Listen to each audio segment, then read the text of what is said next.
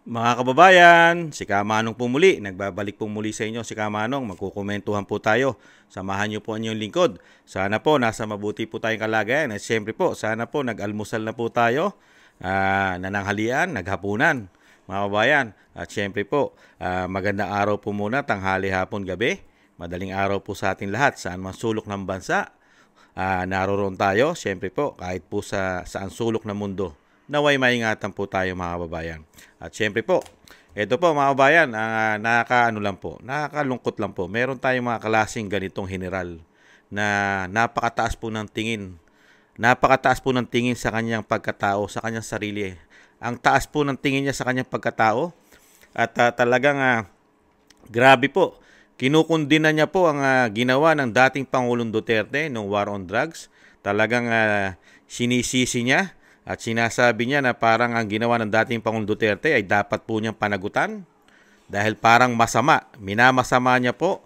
Ang sa tingin niya ay masama ang ginawang war on drugs. Ang tanong natin mga kababayan, sino po ba? Sino po ba ang masama noong mga panahon na naupo si Pangulong Duterte? Di po ba mga kapulisan? Di ba? Napakarami iskalawag, ninja cops, mga sangkot sa droga, mga general.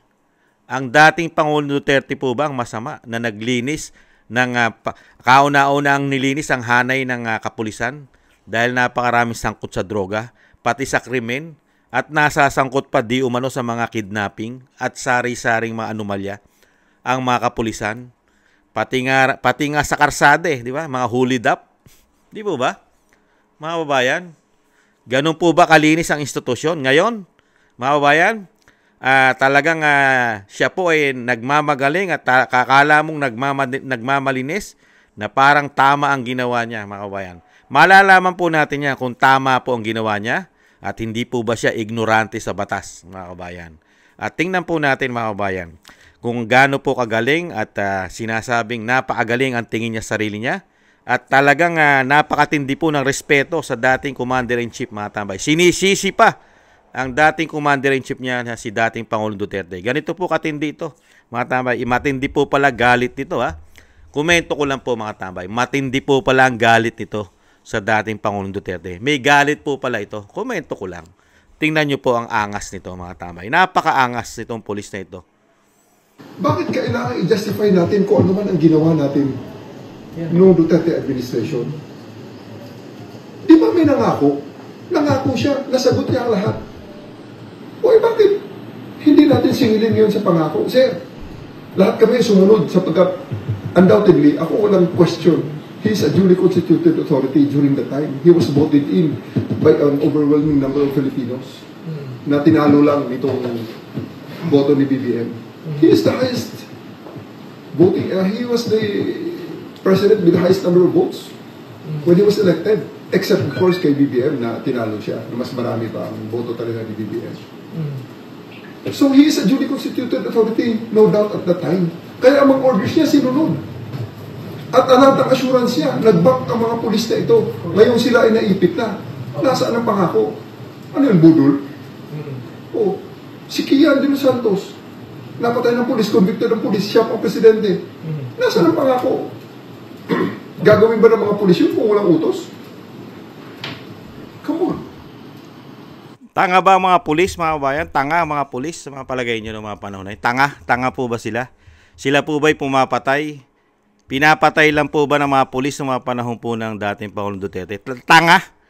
Pinapatay po ang mga normal na tao, mga tambay? Di po ba ang nangyari po noon?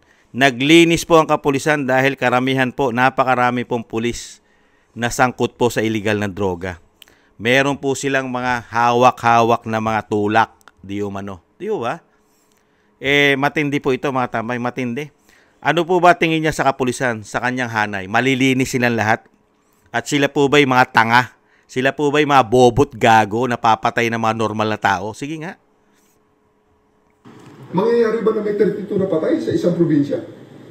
Lahat ng laban, isang gabi lang? Ano yun? Sino makakasagot nun? Sino makakasagot nun? Si dating Pangulong Duterte, siya ba'y nasa field? Sige nga. Trabaho ng pulis yun. Ikaw ang makakasagot nun, General Torre. Totoo ba na pinagpapatay nyo mga pulis? Totoo po ba yon na yung pinatay nyo ay nanlaban. Kayo po ang pulis eh. Kayo action man. Action man po ang mga pulis. Kayo po ang may hawak ng barel. Kayo po ang nasa field. Di po ba? Ibang klase po pala. Ibang klase. Tanga na lang po ang maniniwala sa inyo, General. Nagkaroon ng flash, may dumaan na kung ano sa langit, eh bigla na lang naging killer na lahat at lumaban sa pulis. 32 sila sabay-sabay. Naglulokha naman tayo kung sasabihin natin hindi nangyari yun at hindi totoo yun. Diba? Time for us to bring back the real talk. Time for us na po.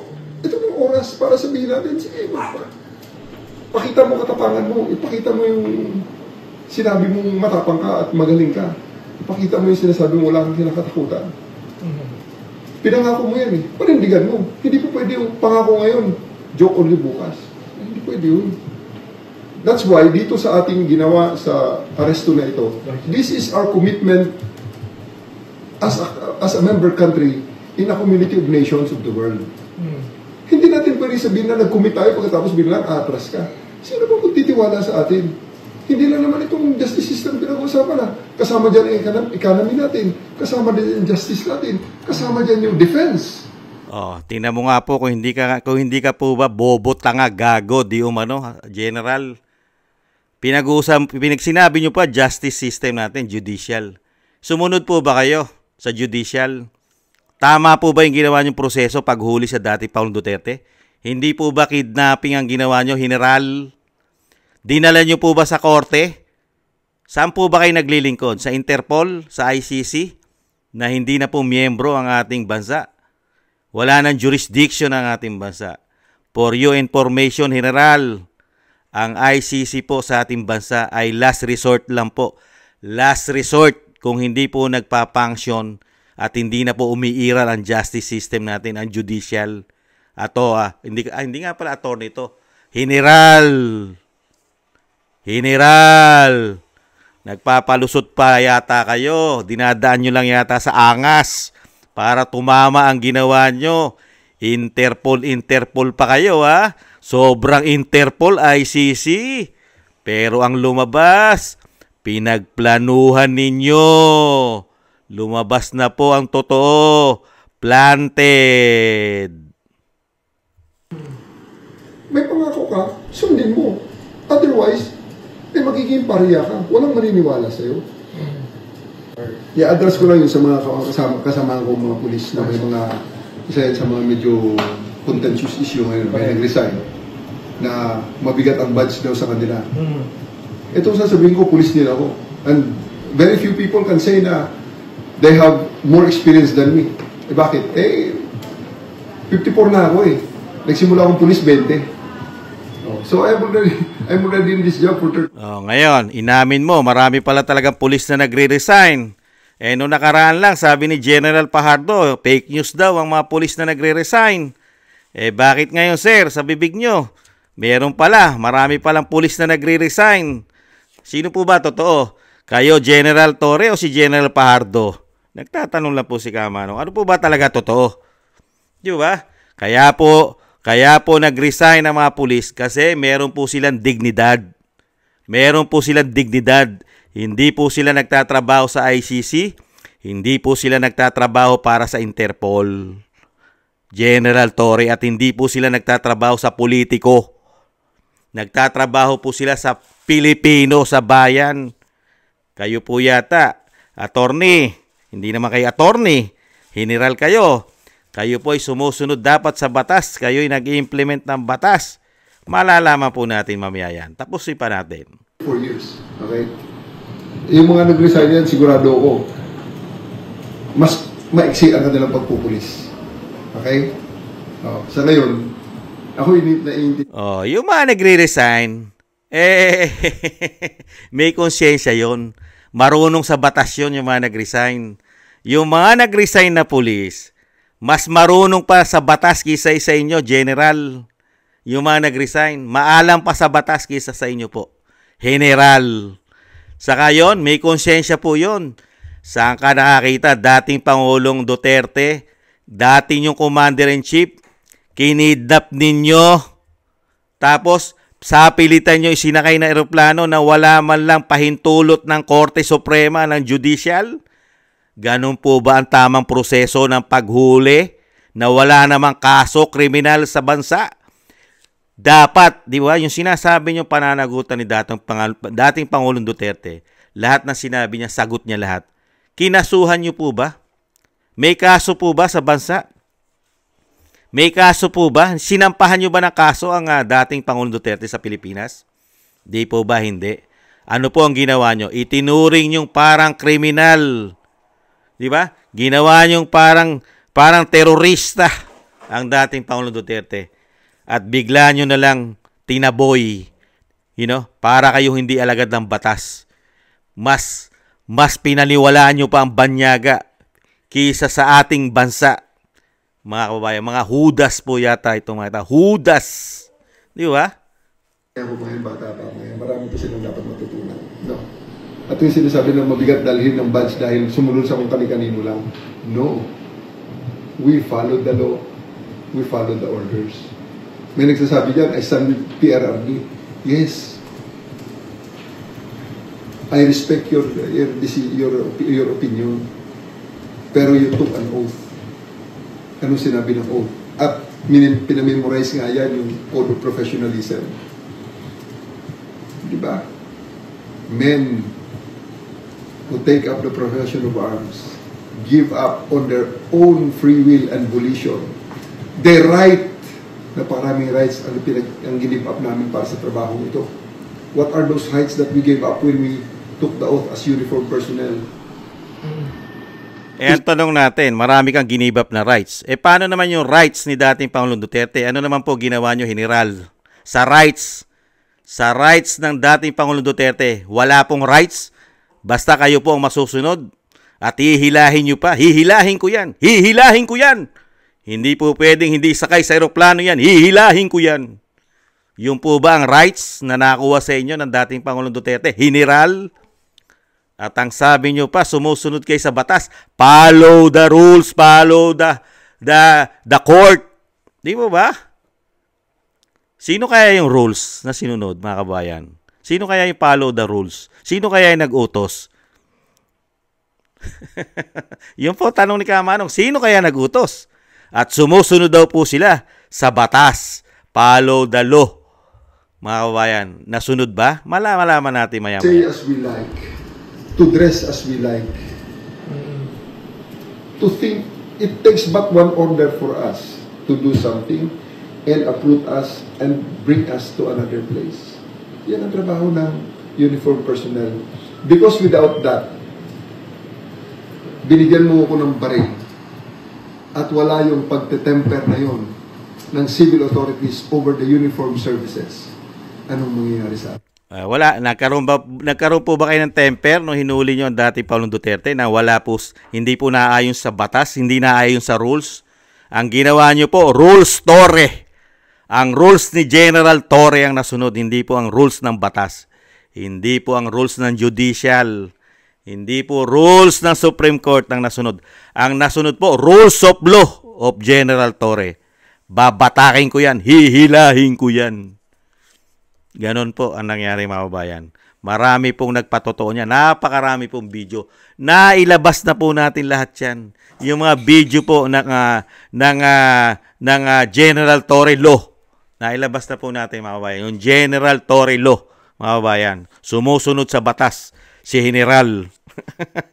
Ito po, mga tambay. Ang sinasabi po nga, napakasinungaling daw po. Ayon po kay Miss Sasot, ay napakasinungaling daw po nitong General na ito.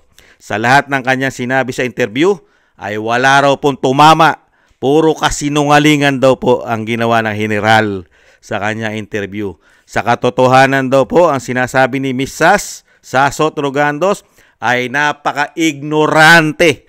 Napaka-ignorante raw sa batas itong General na ito.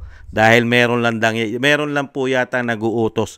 At sinusunod lang ang utos, mga katambay. Pero sa kanyang interview ay sumusunod daw siya sa batas, mga katambay. Sumusunod.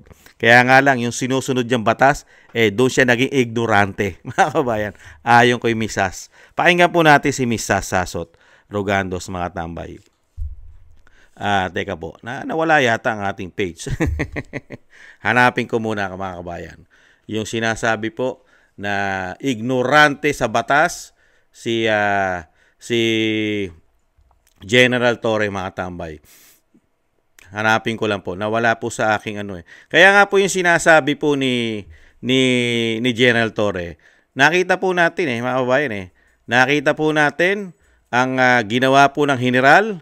Talaga pong nilagay niya po sa batas, di ba? Nilagay niya sa batas sa kanyang kamay, di ba? Ang batas po ng ating pong judicial na dapat ay sundin niya, pero hindi po natin nakita yan. Napanood po natin lahat, mga tambay, ang pinaggagawa po ni General Torre. Ito na po, mga tambay, pakinggan na po natin si Misas.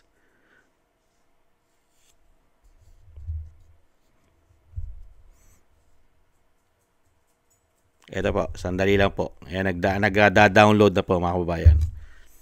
I-pass forward ko nga. Ayan. As with other cases involving Filipinos fugitives abroad. Sorry. Ito po pala isa. Nagkamali po ko. Ito po isa. Pasensya na po, mga kababayan. Excited lang po si Kamanong. Batas ang sinusunod niya. Ayan. Ignorance of the law, Torres. Ignorance. Excuses no one. Yeah. Ignorant ka, Torres, sa batas na pinapatupad mo, which according to you is the law of ICC. But according to the law of ICC, Torres, at kayong mga sundalo at mga pulis dyan, dapat hinarap ninyo si Duterte sa competent judicial authority. Tama. Pero ang ginawa ninyo, inilagak nyo siya sa Villamor Air Base. Villamor Air Base is not a venue of competent judicial authority. Tama. General, tama po ba? General, tama? Sumusunod po ba kayo sa batas? Judicial po ba ang dinala nyo kay dating Pangulong Duterte? Judicial po ba? Judicial po ba ang pinagdala nyo? Dinala nyo po saan? Di ba? Secured na secured, mga tambay, sa Villamor Air Base. General, sino po ba ignorante sa batas? Kaya po yung sinasabi po natin, mga tambay. Mga kabayan, ito po si General Torres. Pag hindi na po Pangulo ang kanyang iniidolo, idol na idol niya po pala si PBBM, mga tambay. Dahil ininsulto pa niya. Ininsulto pa po niya ang dating Pangulong Duterte dahil napakarami raw botong nakuha si PBBM kaysa kay dating Pangulong Duterte. Ang tanong, lalaki ba yung boto na yun kung wala si Sara? Sige nga, mga kabayan. Hindi nga nanalong Vice President niya kay Leni Robredo Hindi siya nanalo. Talo siya. Kaya lang siya nanalo dahil nga binudol niya ang mga Duterte. Nabudol niya ang mga Duterte. At iginanti po sa mga Duterte. Kaya nga sabi ni Pulong ano sabi ni Pulong? Ipinalibing ng tatay ko ang tatay mo. Pero ano ginawa mo sa tatay ko? Ang tatay ko, pinakulong mo sa mga dayuhan pa, sa mga puti. Di sino po traidor nun? Yung po ba ay may utang na loob? Sanay na sanay po yata kay sumama. General Torres, hinahangaan nyo ang ganong klase. Ganong klase, mga tama. Ibang klase po. Ina-idol nyo po pala yung mga traidor sa bayan. Hindi ibig sabihin pala, General, traidor din kayo sa bayan? Di kaya? And competent judicial authority, again, kayong mga loyal sa Constitution, mga sundalo at police, na kanino vested ang judicial power sa Pilipinas. Nasa Villamor Air Base ba? Kay Torre. Napakalinaw, hindi ba? Sa makatiwid, ginago ninyo ang mga Pilipino. Matagal na tayong ginagago, Sas. 3 taon na tayong ginagago.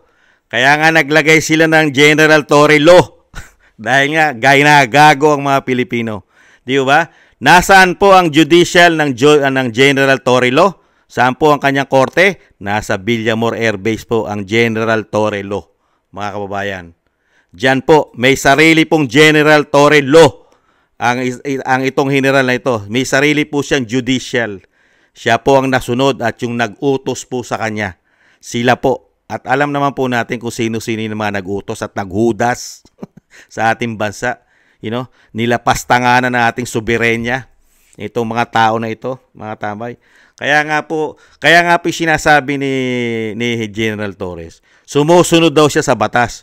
Ang tanong ni Kamanong, kaninong batas po siya sumunod? Hindi naman po siya sa Korte Suprema sumunod, sa mga Chief Justice natin.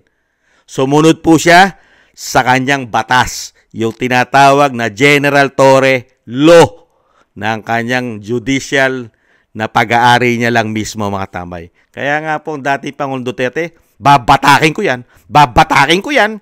Babatakin ko yan. Di po ba? Ginagago ninyo mga sarili ninyo. Ginagago ninyo kayo mga pulis at mga sundalo. Ginagago ninyo mga anak ninyo at mga asawa ninyo at pamilya ninyo at ang susunod na henerasyon. Sumunod kayo sa kautusan ng bangag na hindi alam ang batas na dapat ay pinapatupad ninyo. Saan? Miss Sas, ganun din dahil nga umamin na rin si DILG Secretary, Miss Sas Sasot. Inamin na rin po kung sino po ang mga nagplano di ba? Kasi napakarami po nagplano, Miss Sas. Sa tingin po ba natin mga walang alam po sila sa batas?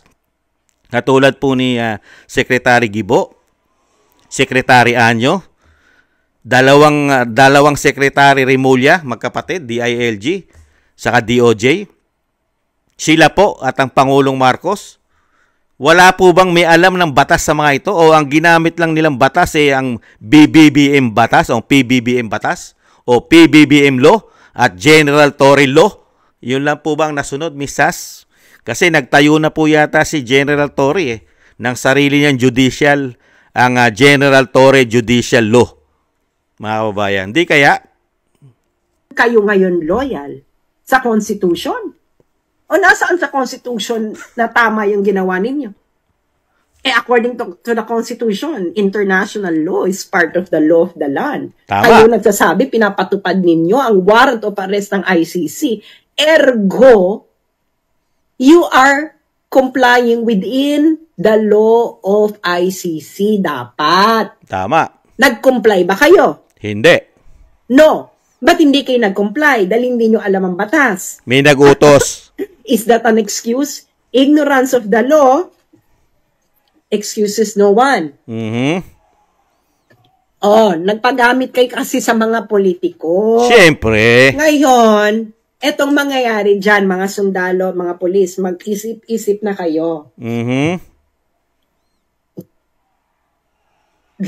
The first defense of Duterte is the violation of Article 59. Tama. ICC ngayon ay mapupunta sa hotspot kasi malinaw na malinaw. Hindi hinarap si Duterte sa harapan ng competent judicial authority ng Pilipinas. Tama, sabi ko. Di ba sinabi ko na sa nakaraang vlog ko yan na ang ICC ay nasa hot seat, hindi po ang dating Pangulong Duterte. Di ba? Dahil po, mismo po, ang pangunahing ang prinsipyo ng ICC, itong kanilang Rome of Statute, ay hindi po nasunod. Lalong-lalo po ng ating bansa, ang judicial. Dahil nga po, ang nasunod lang po ay ang Torre Law, ang General Torre Law, ang kanyang judicial law. Mga tambay. Kaya po, ang ICC po ay nalalagay po sa napakalaking kahihiyan at problema sa buong mundo. Pag po pinag-ubra po nila ang General Torre Law at ang PBBM Law, mga tambay, malaki pong problema po yan sa buong mundo. At ang ICC, mga tambay, mapupulaan po sila. At wala na pong magtitiwala sa kanila, mga tambay. Kung palulusutin po nila ang ginawa po ng General Torre Law, ang kidnapping po na ginawa, dahil kidnapping po ang sabi dyan ni attorney, si attorney Salvador Medaldea. Ang sinasabi ni attorney Salvador Medaldea, kidnapping ang ginawa sa dating Pangulong Duterte dahil walang proseso ng judicial, hukuman, korte. Mga kabayan. Kasi nga, Kasi nga po, dalawa na po ang judicial system yata sa ating bansa. Miss Sas, dalawa na po. Ang Korte Suprema at ang Torre Judicial Law na nasaan po? Sa Villamor Air Base, mga kababayan. Pag nagsalita ang ICC Aha.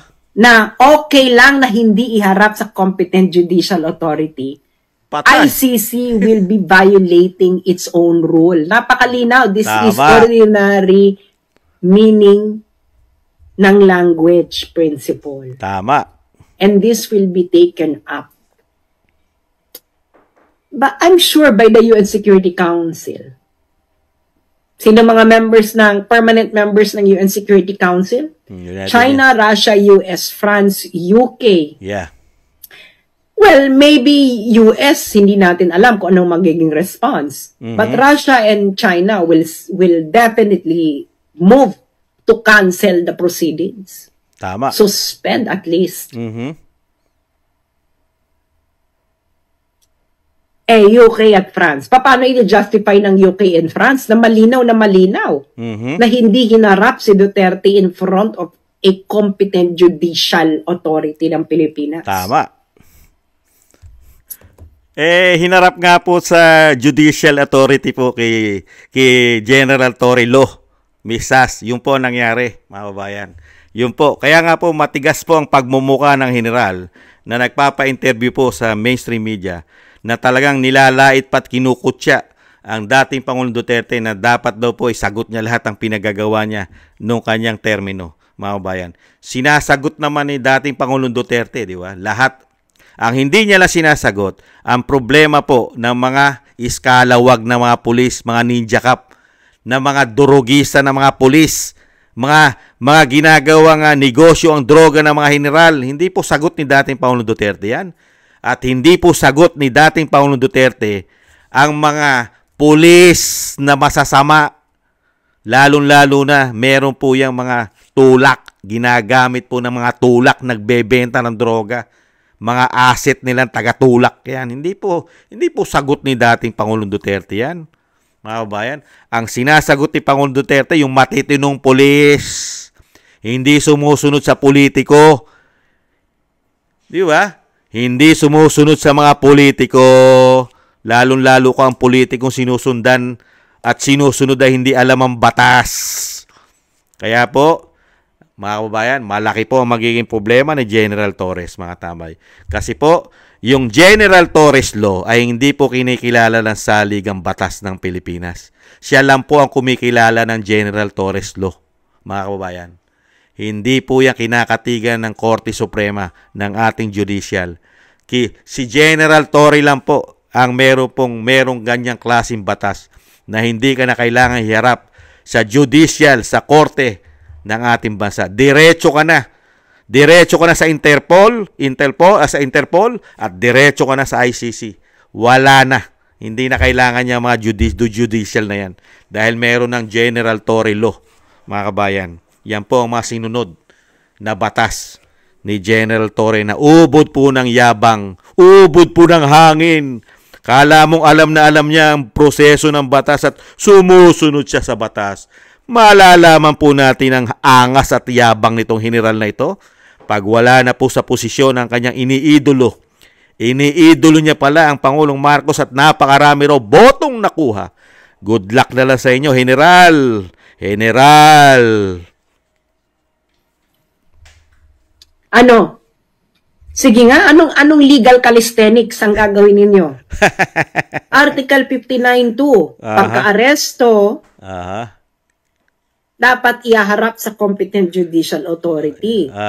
Hinarap nyo ba sa competent judicial authority ng Pilipinas? Kay General Torre nakaharap. No. Kitang-kita ito lahat ng Pilipino. Yes. Ay, nako. Digong, yung mga nandun sa dahig kay Digong, you're going to be free there because your rights were not respected by the custodial state. Po, totoo po 'yon, mga tambay. Napakaganda po ang pagre-research ni Miss Sasot Rogandos. Talaga hinahangaan po natin yan si Sas Sasot Rogandos dahil napakatalino po ni Miss Sas. Sa katunayan po, di po ba, yung isa pong impeach ay yung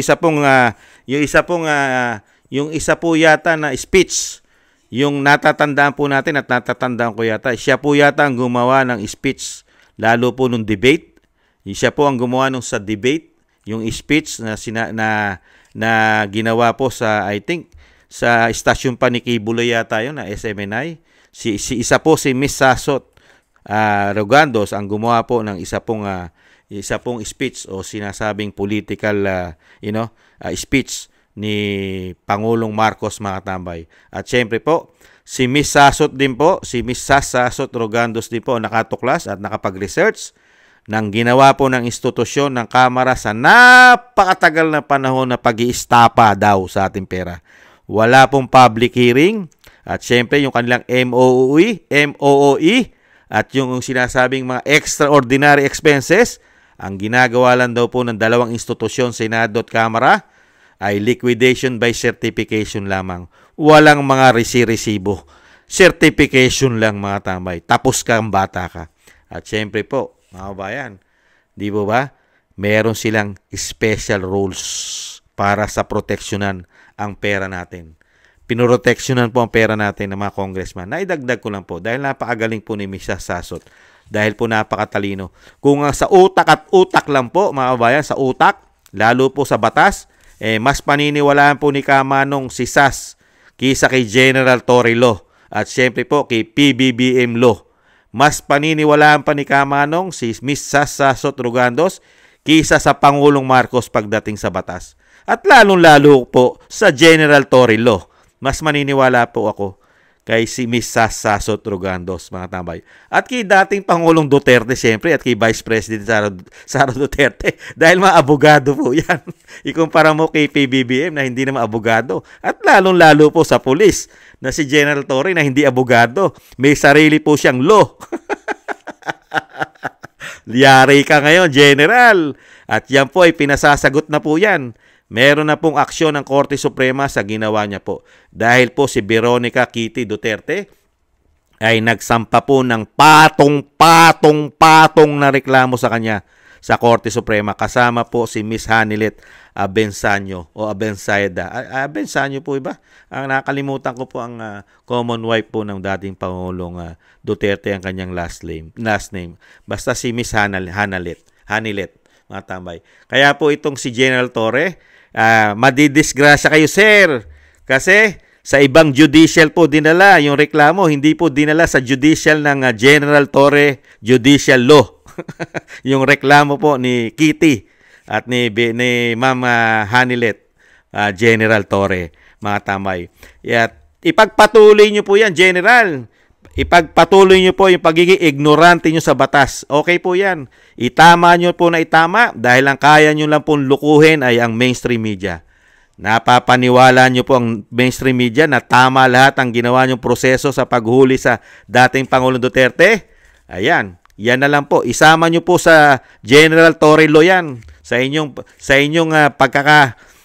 pagkakaalam na kayo'y tama at sumusunod sa batas. Isama nyo po ang mainstream media at naniniwala naman po sa inyo, mga kabayan. Pero kami, mas naniniwala kami sa judicial system po, sa judicial natin, ang Korte Suprema, ang rules, ang batas ng Pilipinas. At syempre po, pinaniniwalaan din po namin ang pangunahing prinsipyo batas ng ICC, ang Rome of Statutes ng ICC, mga kabayan, na kailangan kung may uhulihin ka kahit sa bansa, hindi lang sa Pilipino, kailangan dalin mo muna ito doon sa bansa kung saan merong judicial.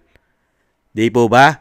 Pero pagdating sa Pilipinas, nagkaroon po tayo ng isang general na nagpaka-chief justice na, nagpaka-judicial pa, mga tambay. Ibang klase. Kopo na po. Cargo niya lahat. Package po ang ginawa. 3-in-1 ang ginawa. 3-in-1 ang ginawa ni General Torre. Siya na ang pulis.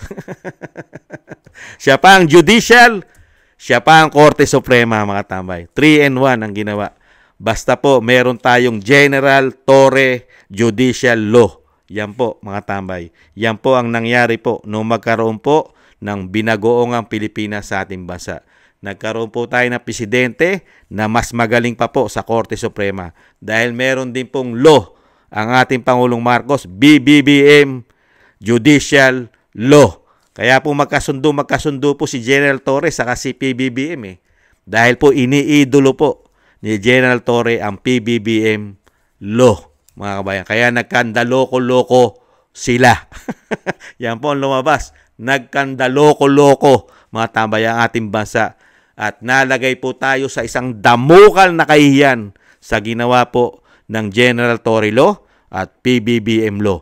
Pinag-usapan po ang ating bansa sa sobra pong kapalpakang ginawa, lalong-lalo po sa paggamit ng batas, lalong-lalo. Kasi ang ginagamit po natin ay international law dahil ang ating mga batas ay kinopya po sa Amerika.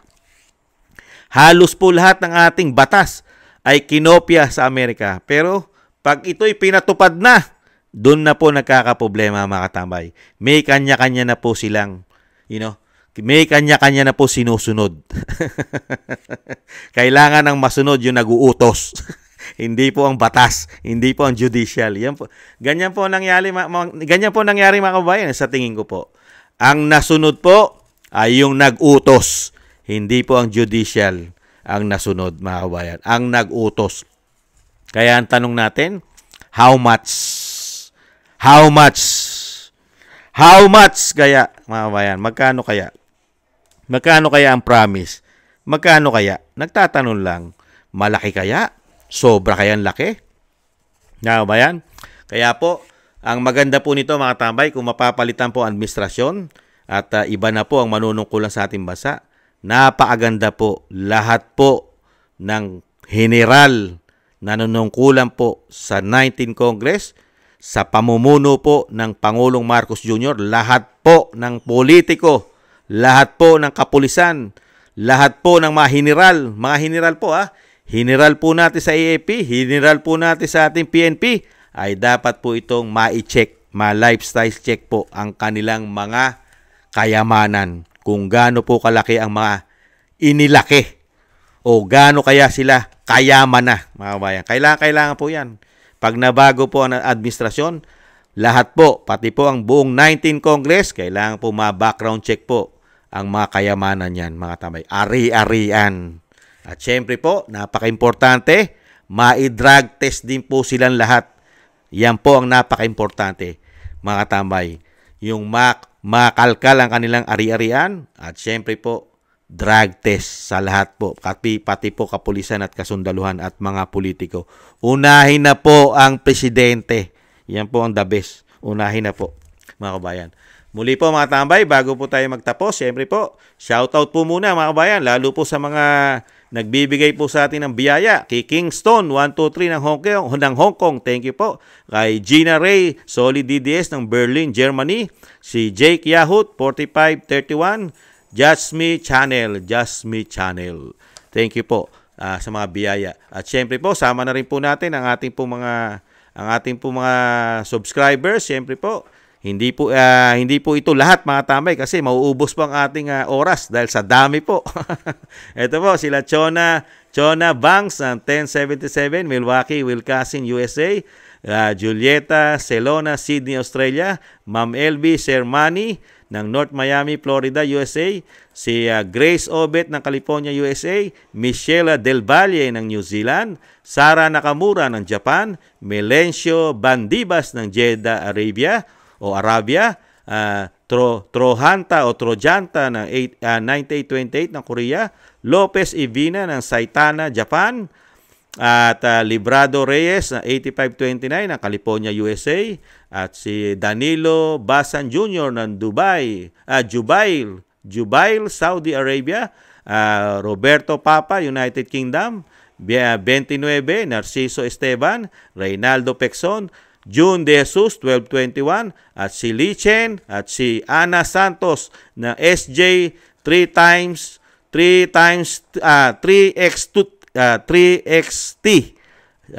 Ana Santos ng SJ 3XT.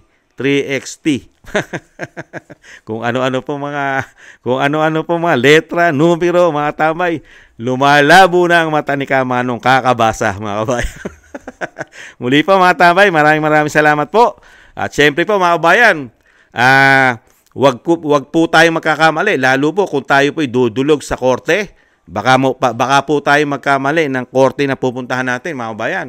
Kasi po sa panahon po ng bagong Pilipinas, meron na pong sarili-sarili pong korte at sinusunod po na batas ngayon sa ating bansa. Lalo po ang PBBM law. Huwag po tayong pupunta dyan. Baka po tayo madisgrasya. Lalo po sa General Torre Judicial Law. Mahirap po yan mga tambay. Magkakaproblema tayo dyan. Iwasan po natin yung mga law na yan, yung mga batas na yan, mga kababayan.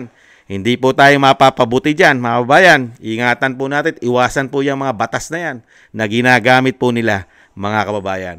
At syempre po, maraming salamat po sa mga nakagusto po ng Tambayang mga kabayan sa YouTube at TikTok. At syempre, ganun din po sa mga nagko-comment, like, share, and subscribe. Maraming salamat po mga kabayan. At syempre po, lagi po natin isasama syempre po ang sa dasal, ang kalusugan, kalakasan po ng dating Pangulong Duterte. Dahil po, kung batas po ang iiral, lalo po sa international law, ginagamit ng Rome of Statute ng ICC, ay makakalaya po at makakalaya. Wala pong dahilan na hindi makakalaya ang dating Pangulong Duterte sa ginawa po ng ating bansa, lalong-lalo na ang PBBM law at General Torre Judicial Law. Malayang-malaya po ang ating dating Pangulong Duterte. Hintayin na lang po natin, mga tambay. Pag hindi po nila pinalaya yan, magkakaproblema po sa United Nations ang ICC, mga kababayan. Maraming salamat po. Ingatan nawa po at sama po natin sa dasal ang kalusugan at kalakasan po ng dating Pangulong Duterte. Ingatan nawa po. Paalam. Sa muli. Bye-bye.